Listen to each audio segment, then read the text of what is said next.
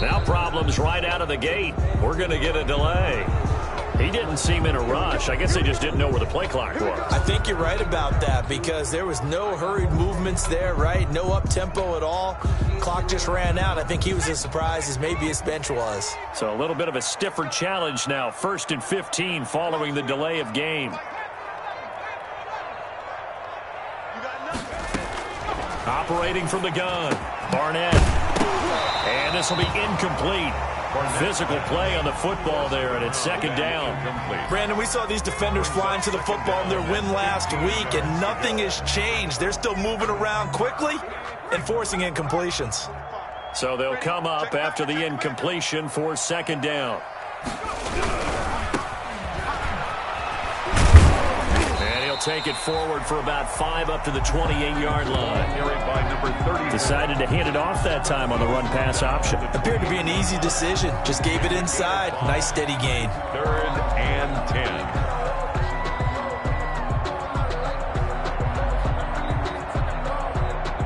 So now an early 3rd and 10 here on their opening drive.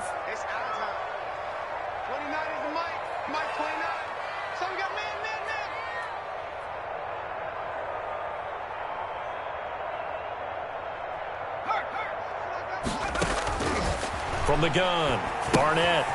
And he's going to find his man out of the backfield. That's complete. And he stopped up short of the first as they tackle him down at about the 36. Give him 8 on the play. And that's going to bring up a 4th down. Punter Sterling Hoffrichter out now on 4th down. He punted 5 times in the win last week as this one's away.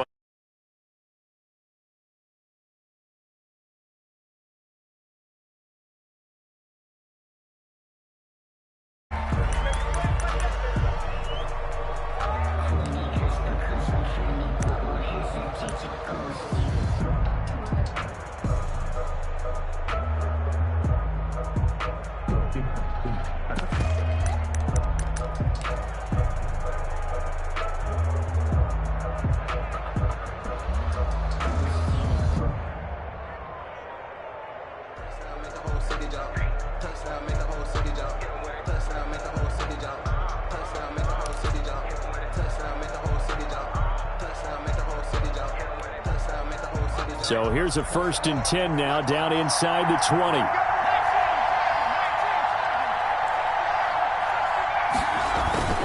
Here's McDonald off of the play fake. They'll roll him out right. And that is incomplete. He couldn't hold on through the contact. Brings up 2nd down. Defensively here, you're facing a top 5 team in terms of points scored in the NFL. So when they're that high powered, you've got to find a way to hold them under 20, because to me, that's the magic number.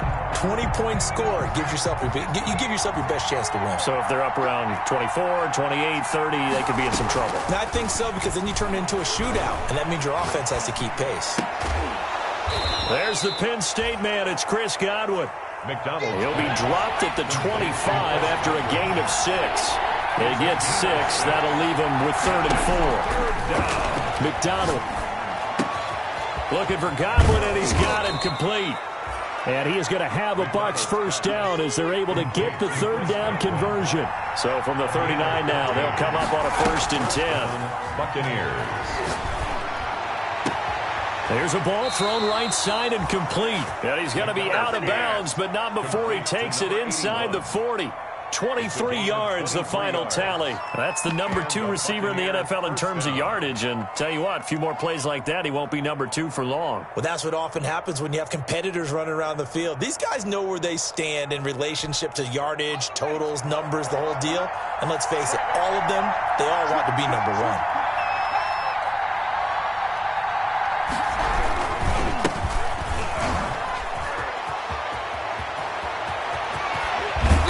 Gets this one inside the 15, just a yard or 2 shy of the 10. A big chunk on the ground there, 27 yards. Some big plays in the passing game on this drive, and here's one out of the running game. So the passing game loosening things up. Now there's room to roam.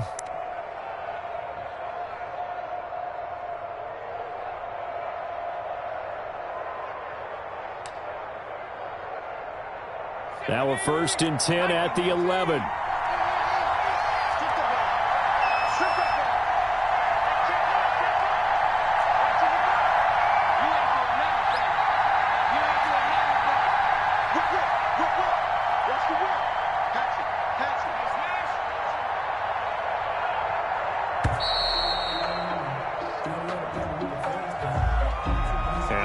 accepted, of course, and that moves him back 5.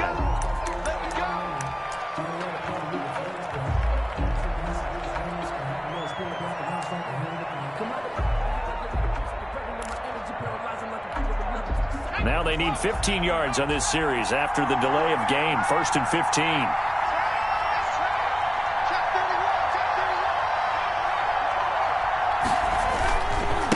Going to give this time to the tailback. And this time they were ready for him as they'll stop him right at the line of scrimmage. Brought down. No gain on the play there. 2nd down. No gain on the play. Brings up 2nd and 15. At the Falcons' 16-yard line. Play action. It's McDonald. And he's got it. And he'll be brought down here at the 3-yard line. They get 14 back, but it leads now to a 3rd down. And this is a guy who last week not only helped his real team, but really helped a lot of fantasy teams. 3 trips to pay dirt. They've got to contain it. And watching him play is like going to lunch with you when you order that combo plate, right? In this case, his combo plate is he can go over the top of you and catch it in front, turn it into a big game, run past you, and then uses his size and his physical abilities to keep you away from the football. Hard to defend this guy. Reigning NFC Offensive Player of the Week.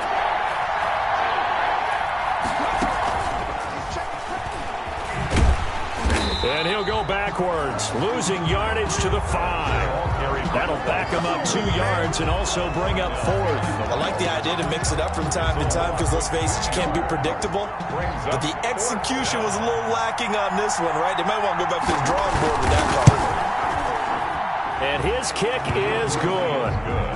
They moved the ball pretty well there on the opening drive. You think they're okay settling for 3? I don't think they're happy about settling for 3, but I think you're exactly right with the word okay because they threw it well, they ran it well. Excellent balance for the first drive of the game. Taken at the 15, a short kick.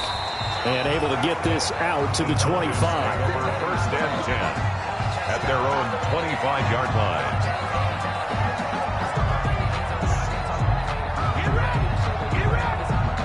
The Atlanta offense out there for their next drive. And they're coming off a 3-and-out, my friend. I think they've got to look at that play sheet and go to a spot that they haven't gone before.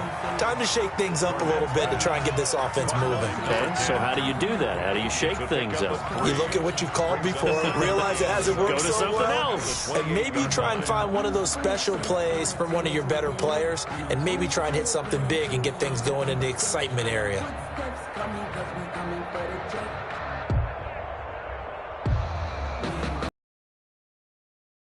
Here's 2nd and 7 now from the 28.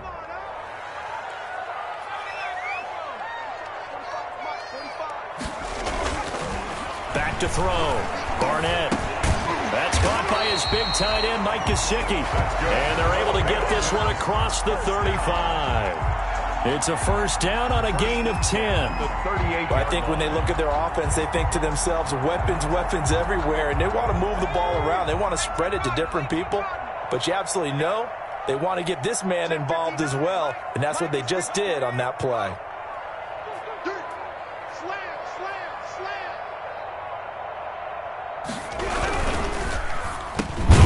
Here's a quick throw caught out wide. And they'll get him down after a pickup of 8. 2nd and 2. It's a gain of 8. Was that a design pass, or what was that? It was built into the play call. He had the opportunity to either hand it inside, keep it himself to run it, or do what he just did. Throw that pass inside, hitting a receiver on the run. To throw on 2nd down. Barnett. And that will be incomplete. They couldn't hook up on what's going to be the final play of this first quarter. Back now in Atlanta's 2nd quarter action. The Falcons with the football. They're up against a 3rd and 2 to start things out.